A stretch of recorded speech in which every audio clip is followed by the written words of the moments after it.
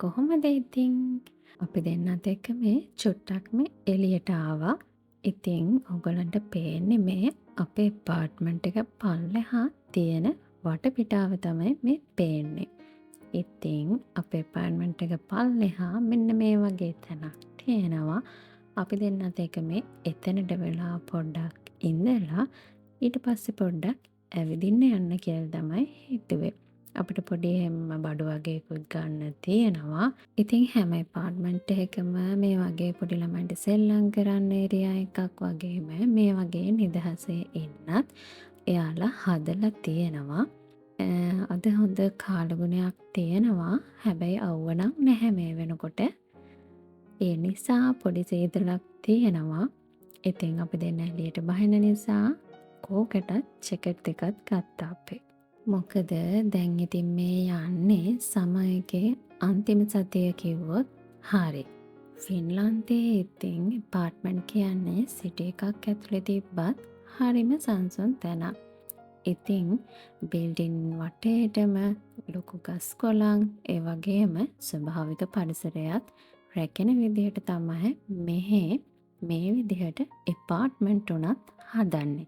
ඉතින් මෙහි ඇපාර්ට්මන්ට් එකක් ඇතුළට ගියාම උනත් තියෙන්නේ පුදුම කාම් බවක්. මොකද මේවැයි ඩබල් ග්ලාස් තමයි ගොඩක්ම තියෙන්නේ. ඩබල් ග්ලාස් තියෙන ජනෙල් තමයි ගොඩක්ම තියෙන්නේ. ඒ නිසා එළිය සද්දය ඇතුළට ඇහෙන්නේ නැහැ.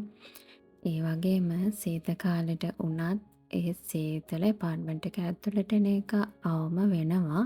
ඒ විතරක් නෙමේ හැම ඇපාර්ට්මන්ට් එකකම වගේ හීටර් එකකුත් අනිවාර්යෙන්ම තියෙනවා.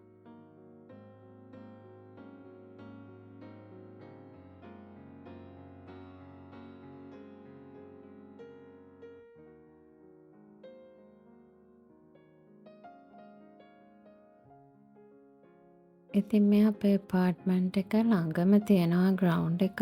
අද ඒකේ මොනා හරි තරඟ වගේක් තියලා තියෙනවා. හැබැයි අපි යනකොට ඒ ටික ඉවර වෙලා කට්ටිය එළියට එනවා. ඉතින් මේ මලල ක්‍රීඩා වගේ දේවල් ඉතින් තියන්න සමයක එනකම්ම ඉන්න ඕනනේ. ඉතින් සමයක ඉවරනකම්ම තියෙන්නේ ඉතින් ඔය වගේ දේවල් තමයි.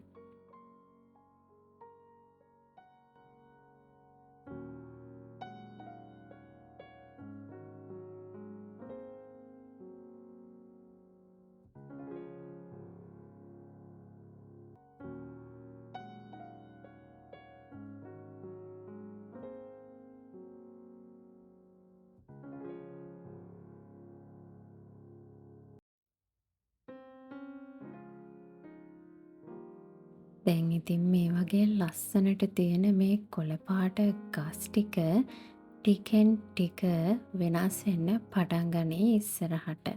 ඉතින් අපිට සමහරක් තැන්වල දැනටමත් ඒක දකින්න හම්බෙනවා. සමහරක් තැන්වල කොළ කහ පාට වීගෙන තමයි ඇවිල්ලා තියෙන්නේ. ඉතින් ඉස්සරහට මේ මුළු වටපිටාවම කහ, තැඹිලි, රතු, දුඹුරු හැම පාටකින්ම පාට වෙලා ලස්සන සුරංගනා ලෝකයක් වගේ වෙයි. එතකොටත් මම ඔයාලට මේ විදිහටම මේ වටපිටාවේ තියෙන ලස්සන අරගෙන එන්නම්කෝ. ඉතින් මේ ෆින්ලන්තය කියන්නේ ලෝකේ වනාන්තර වලින් වැඩිම ප්‍රමාණයක් ආවරණය වෙච්ච රටක් කියලා කියනවනේ. ඉතින් ඒ හේතුව නිසාම තමයි අපිට කොහේ බැලුවත් පරිසරය එකම කොළ පාටක් වගේ පේන්නේ. නගරයක් ඇතුලේ වුණත් ගමක් ඇතුලේ වුණත් කියලා වෙනසක් නැහැ. ෆින්ලන්තයේ ඉතින් 70%කට වඩා තියෙන්නෙම වනාන්තර. ඒ නිසාමයි නගරයක්ද ගමක්ද කියලා වෙනසක් නැතුව අපිට එළියට බැස්සහම පුදුම නැවුම් බවක් ඒ විතරක් නෙමේ පුදුම හිතට සැහැල්ලුවක් තමයි දැනෙන්නේ. ඒ වගේම ගොඩක් අය නගරයේ ජීවත් වුණාට එයාලා ඉන්න ඇපාර්ට්මන්ට් එකේ හරි ගෙදර හරි ඉඳගෙන මීටර් 200ක් යනකොට විනාඩි 5ක 10ක දුරක් වගේ යනකොට වුණත් අනිවාර්යෙන්ම කැලෑවක් හරි පාක් එකක් හරි අනිවාර්යෙන්ම තියෙනවා. ඉතින් සමයක කියලා කිව්වට මෙහෙ ඉන්න මිනිස්සුන්ට සමයකේ විතරක් නෙමෙයි එයාලා මේ විදිහට හරිම ක්‍රියාකාරීව ඉන්නේ. වින්ටර් එකේ වුණා එයාලා එළියට බැහැලා සාමාන්‍ය විදිහට එයාලගේ වැඩ ටික කරගන්නවා. ඉතින් මෙහි ප්‍රසිද්ධ කියමනක් තියෙනවා there is no bad weather, only bad clothing කියලා. ඉතින් වැස්සත් හිම වැටුණත් තද සීතල තිබ්බා මෙහෙ අය ගෙවල් ඇතුළට වෙලා ඉන්නේ නැහැ. ඒ හරියට ඒ කාලවල වලට ගැලපෙන ඇඳුම් ඇඳගෙන ළමයින් එක්ක එළියට බැහැලා ඇවිදලා කරලා ඉන්නවා. ඒක නෙමේ ළමයි මේ බලන්නකෝ මේ ගහේ කොළ සුදු පාටයි. හරිම ලස්සනයි නේද?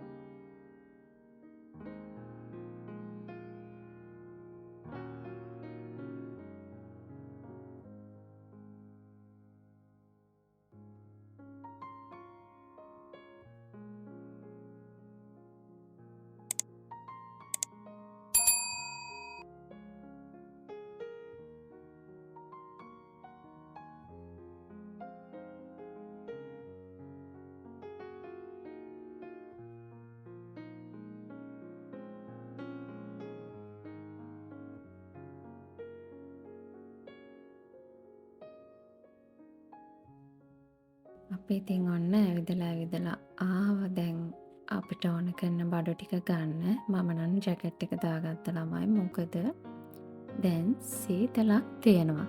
බලන්නකෝ අනේ ඉතින් මේ සමයකට මේ සුපර් මාකට් වල විකුණන්න තියෙන මල් වල ලස්සන එක පාටින් එක වර්ග වලින් ඒ තරම් ගොඩක් තියෙනවා. හරිම ලස්සනයි. ඉතින් මෙහෙ අය මේ සමයකට අනිවාර්යෙන්ම මේ වගේ මල් එහෙම නැත්නම් පැල කරන්න පුළුවන් විදිහට අරන් ගිහිල්ලා එයාලගේ ඇපාර්ට්මන්ට් වල ඒවා පැල කරගන්නවා.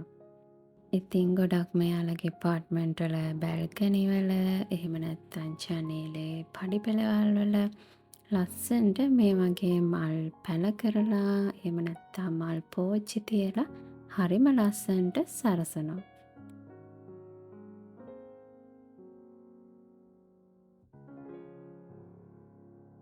එහෙනම් ඉතින් අදට මම මේ ව්ලොග් එක මෙතනින් නතර කරනවා. ආයෙත් අලුත් දවසක අලුත් ව්ලොග් එකක් අරන් එනකම් ඔයාලා හැමෝම සතුටින් පරිස්සමින් ඉන්න ඕනේ හොඳද?